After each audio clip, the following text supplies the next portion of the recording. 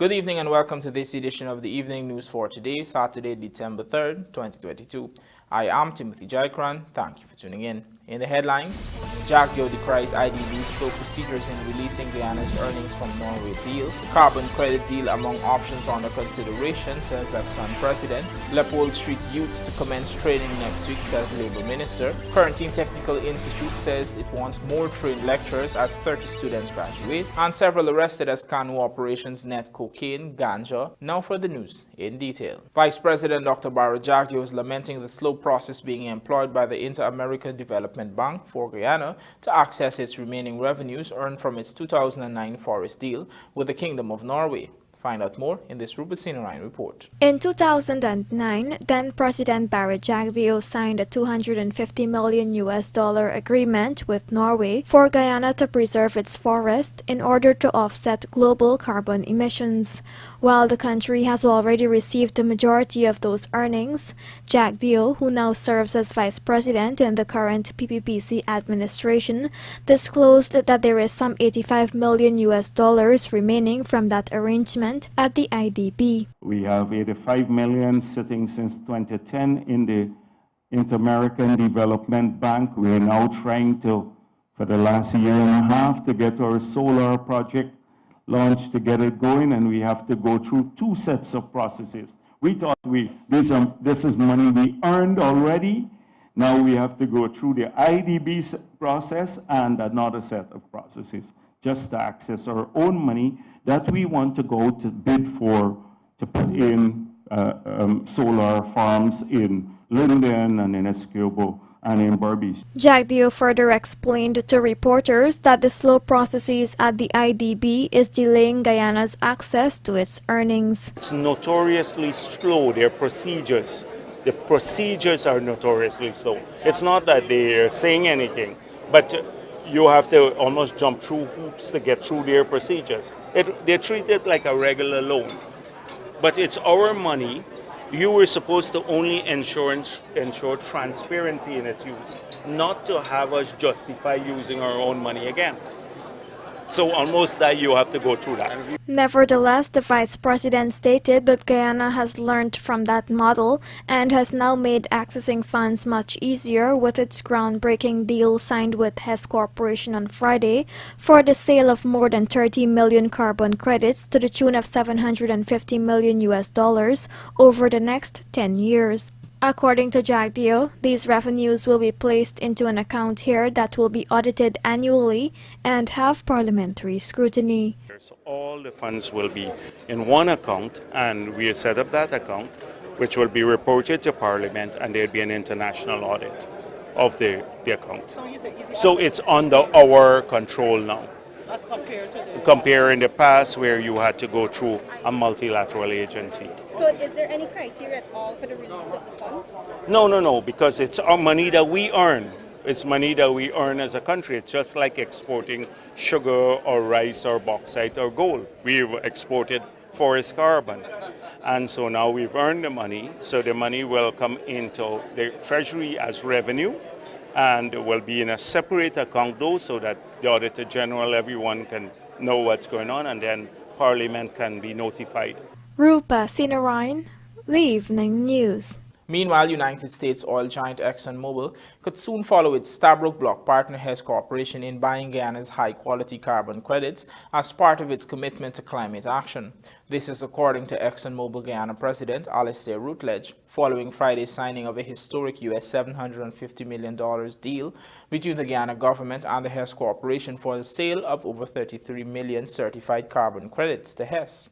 Routledge told reporters that trading carbon credits is among the options being considered by the oil major in its efforts to manage climate change. Let's have a look. This is great news for Guyana. ExxonMobil is looking at a lot of different ways to manage climate change, and this is always going to be one of the considerations. Thank you. Have you started any sort of negotiations with Guyanese authorities? I can't comment on anything that's in the future. The local private sector has commended the Guyana government for its historic agreement signed with Hess Corporation to purchase 2.5 million carbon credits per year to the tune of US $750 million from Guyana. The Private Sector Commission noted that the multi-year deal is a demonstration of the country's commitment towards global climate action.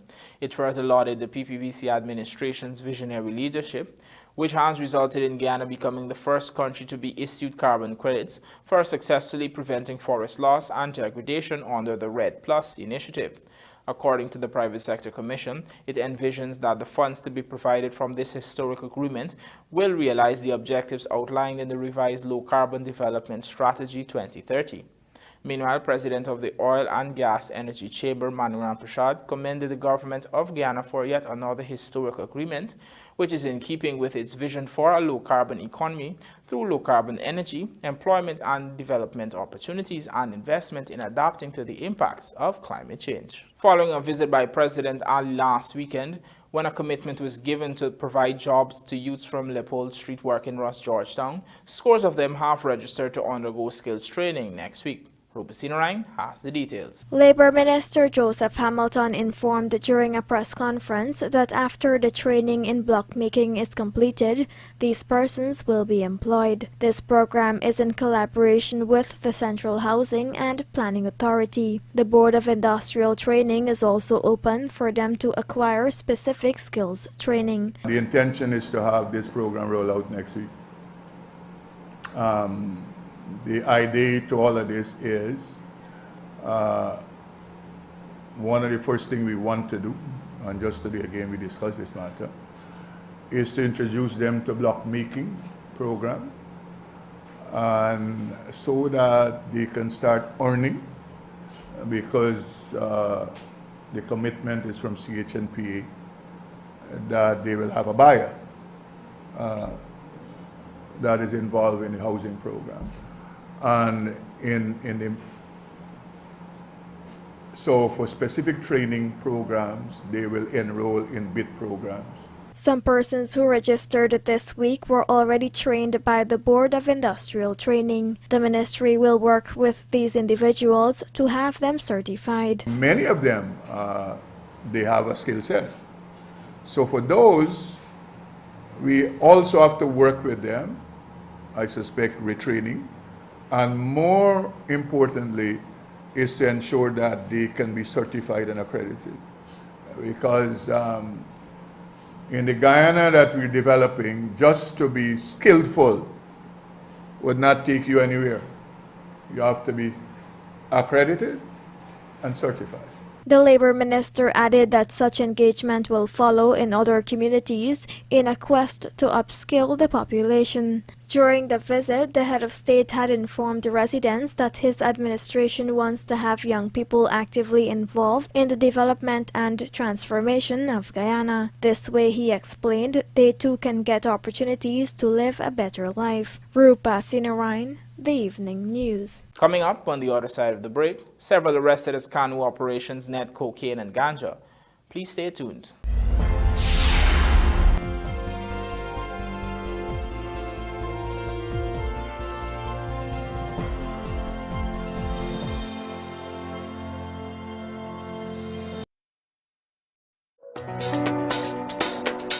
Our virtual Chick Chick game today and get a chance to win big. With over 450 draws, 3 dices, and 52 bet types to choose from. You can also be a winner with SuperBet. Visit www.superbet.gy or any one of our agents closest to you. Play responsibly. Terms and conditions apply. Must be 18 years and over.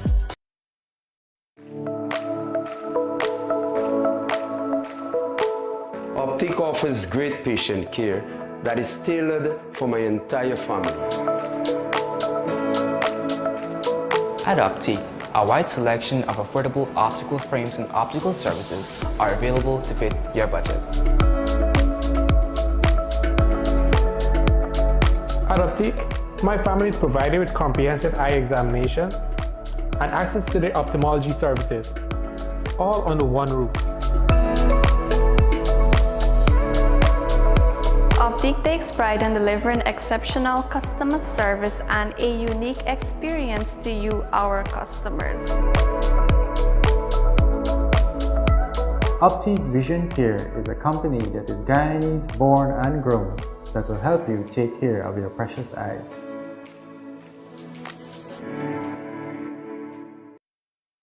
The Government of India is pleased to announce today that His Excellency Dr. Muhammad Irfan Ali, President of the Cooperative Republic of Guyana, will be the chief guest at the 17th Pravasi Bharatiya Divas Convention. The Government of India has been holding the Pravasi Bharatiya Divas (PBD) convention every year in the month of January to recognize the contribution of Indian diaspora in the growth and development of India. The occasion is also a time for the PIOs to find and connect to their roots in the land of their forefathers. The forthcoming 17th PBD convention is being held in the city of Indore in the state of Madhya Pradesh in India from the 8th to the 10th of January 2023. All members of Indian diaspora are requested to visit the website. Special discounts are available for a group of 10 persons or more. For group discount, please register as a group on the website. High Commission of India may be contacted for further queries, if any, by email or phone.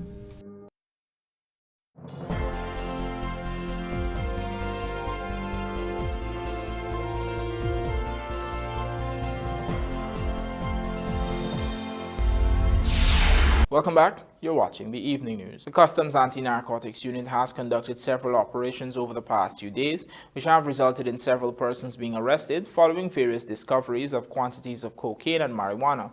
LaWanda McAllister has the details. On Friday, CANU officers were conducting a surveillance operation in the vicinity of Church Street in Georgetown when they observed a suspicious transaction. As a result, the officers pursued one of the suspects to his residence at Lot 89 Spite Street, Charlestown, where a subsequent search unearthed 5 brick-like parcels amounting to 3.3 kilograms of cocaine and 2 plastic bags containing 1.520 kilograms of cannabis. Javed Ragnot, 28, and Samantha Nismito, 32, of the said Smythe Street address, along with Yancy Garway, 35, of Lot 2 North Road Border, and Charles Jones, a 48-year-old minor of 4 Miles Housing Scheme, Bartica, were all arrested. Meanwhile, on Thursday last, Kano officers conducted an operation in Central Lethem, Region 9, during which they observed a black plastic bag hidden in a clump of bushes in an alley.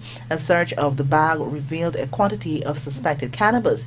The narcotics were retrieved and taken to Kano's Lethem office, where it tested positive for 600 grams of cannabis. Also on that same day, Kano ranks intercepted a vehicle with 2 occupants on the Rupununi Road in Central Lethem. The vehicle, which had a Brazilian license plate, was searched and 40 grams of cannabis was found concealed in a haversack. Brazilian national Romario da Cunha Watson, the Santos, and Ken Perry of Mararua Village, South Rupununi, were both arrested. LaWanda McAllister, The Evening News. All Burmese correspondent Andrew Carmichael joins us now to report that the administration of the Upper Quarantine Industrial Center is calling for more trained lecturers. The plea was made at the institution's recent graduation exercise, at which 30 persons graduated in various skilled areas.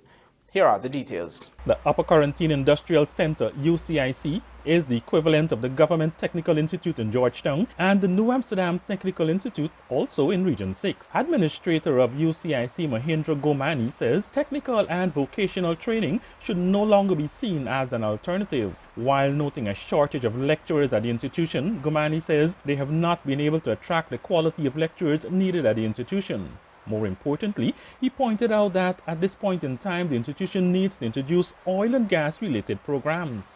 The number of qualified and experienced people is far less than what is required, not only at the institution, but generally. This directly affects the center's ability to offer new programs and in some cases retain programs that were being offered. The courses provided from which the 30 graduated include agriculture mechanics, data processing, electrical installation, furniture making, general office administration, motor vehicle works, welding and fabrication, along with garment construction. The Upper Quarantine Industrial Training Center is expecting to further upgrade all workshops and laboratories. The center is optimistic about reintroducing the commercial food preparation program as soon as an instructor for the program is recruited. Refrigeration, general construction are 2 programs targeted for introduction. Increased work attachment for both instructional and support staff would be necessary. The center has recognized that its ancillary staff is equally important to give real support to its technical personnel in order to create real change in Tibet. Head of the Board of Governors, Brijmohan Mahadio, also noted that there is a need for qualified persons to deliver competent tuition. Meanwhile, Board of Industrial Training BIT officer with responsibilities for the Upper Quarantine, Tina Gancham, encouraged graduates to register with the Labour Ministry by using the job bank. She explained that a registration can be done online. Andrew Carmichael, The Evening News. Guyana joins the world today in observing International Day of Persons Living with Disabilities under the theme Transformative Solutions for Inclusive Development, the role of innovation in fueling an accessible and equitable world. Already strides have been made in Guyana to investment in the future of persons living with disabilities. In the East Berbice Quarantine Region 6 at Palmyra, a business center for persons with disabilities is currently being constructed to create employment opportunities for this vulnerable grouping. Here's Andrew Carmichael with the details. First Lady Aria Ali, whose office is executing the initiative, says when completed, the long-term goal is to have the $130 million facility used as a base for persons with disabilities who are into craft and agro-processing. This is to ensure that those persons, some of whom are already making products, will be able to use the facility for all aspects of their business. Work on the business center is about 35% completed and is expected to be wrapped up by the end of the first quarter in 2023. This is according to Region 6 Chairman David Armagon. Armagon pointed out that the facility will also be used to train persons, equipping them with a skill which can be utilized in the production of various products for sale. And so persons with special needs and persons with disabilities, we can have them going into that center and learn trade and be, things that they're capable of doing with their hands and be able to make a living also based on a particular skill, and the materials and so will be provided for them too to be able to echo the living as a result of being involved in active production of certain products that they can be able to produce. Government will also be playing a big part in the running of the facility in that material and equipment will be provided freely for training. Meanwhile, a bus which is equipped to transport persons with disabilities and those with special needs has been budgeted for and is expected to form a part of the 2023 national budget. Nevertheless, in observance of International Day of Persons Living with Disabilities, Region 5, Mahaica Berbice Disabilities People Network has organized a rally for Sunday. The march leaves Belladrum at 10 hours and proceeds to Seafield Village. One of the organizers, Mark Archibald, says the aim is to bring awareness to the struggles of those persons faced with disabilities. Archibald, who is visually impaired, says it is hoped that through the exercise they will be able to create a change in the attitude of those who are not living with disabilities toward the vulnerable group. We actually selling this program to the public to join us in our march, in our struggle with persons with disability, to bring awareness to the public about disability, how the way forward to treat disability person, the way how they must think different about persons with disability. So we actually asking the public to join us, any other organization to join us on this march. Disability Awareness Week is being observed between November 30th and December 6th. Andrew Carmichael, The Evening News. We will now take a look at the bridge reports. The Damarara Harbour Bridge will be closed to vehicular traffic on Sunday, December 4th, 2022 at 12 hours 30 for a period of 1.5 hours. Meanwhile, the Berbice River Bridge is expected to be closed at 13 hours 55 on Sunday, December 4th, 2022, also for a period of 1.5 hours. Defiant Profit counters Labuschagne's record on day 4. This and more coming up in the Sportscast, sponsored by Macorp.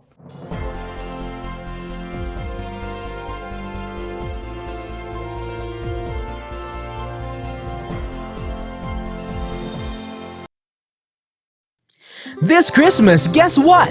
You're guaranteed to save big right at National Hardware Limited. Shopping for Christmas trees? We've got all sizes from the traditional to the ones with a modern twist. Garlands, wreaths, lights, and Christmas inflatables are what you need to bring that Christmas cheer. Out with the old and in with the new. We've got curtains, carpets, and so much more to spruce up your home for the holidays. Save time too, and get presents for both boys and girls, whether big or small. National Hardware has you covered, in more ways than one this holiday season.